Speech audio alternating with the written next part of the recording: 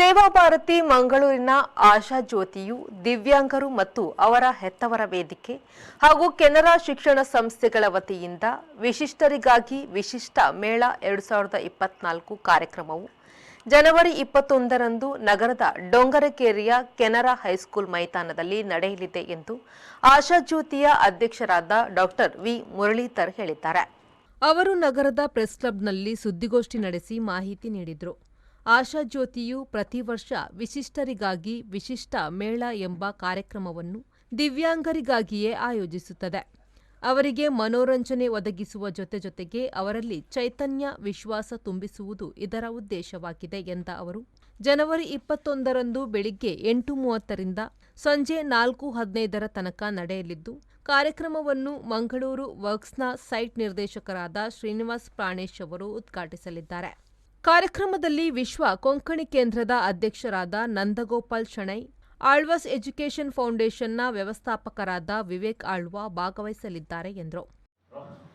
Raman ಕೇತರಿಯನ್ blind school ಈ ತರದ ಶಾಲೆಗಳನ್ನು ನಡೆಸುವುದು ಇದರ ಅಂಗಸಂಸ್ಥೆಗಳ ಒಂದು ಕೆಲಸ. ಇನ್ನೊಂದು ಆಶಾ ಜ್ಯೋತಿ ಅನ್ನುವಂತಹ ಒಂದು ಅಂಗಸಂಸ್ಥೆ. ಇದು ವಿಶೇಷವಾಗಿ ದಿವ್ಯಾಂಗರಿಗೆ ಮತ್ತೆ ಅವರ ಹೆತ್ತವರಿಗಾಗಿರುವಂತಹ ಒಂದು ವೇದಿಕೆ.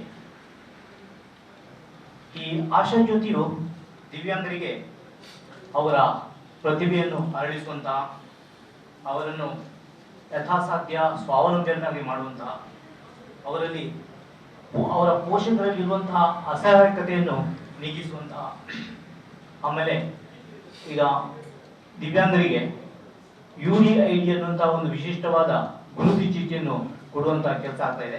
ಅದನ್ನು ಅವರಿಗೆ ಒದಗಿಸುವಂತಹ, ಜಿಲ್ಲೆಯಲ್ಲಿ ವಿವಿಧ ಸ್ಥಳಗಳಲ್ಲಿ ಅವರಿಗೆ ವೈದ್ಯಕೀಯ ಶಿಬಿರವನ್ನು ಏರ್ಪಡಿಸಿ ಅವರಿಗೆ ಬೇಕಾದಂತಹ ಸಲಹೆಗಳನ್ನು ಕೊಡುವಂತಹ ಕೆಲಸ.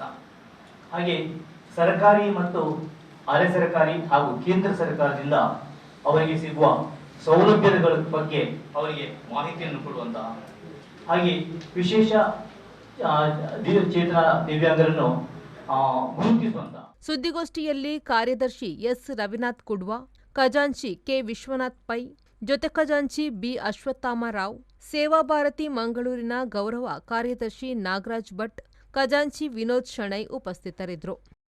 ಬ್ಯೂರೋ ರಿಪೋರ್ಟ್, ವಿ4 ನ್ಯೂಸ್, ಮಂಗಳೂರು.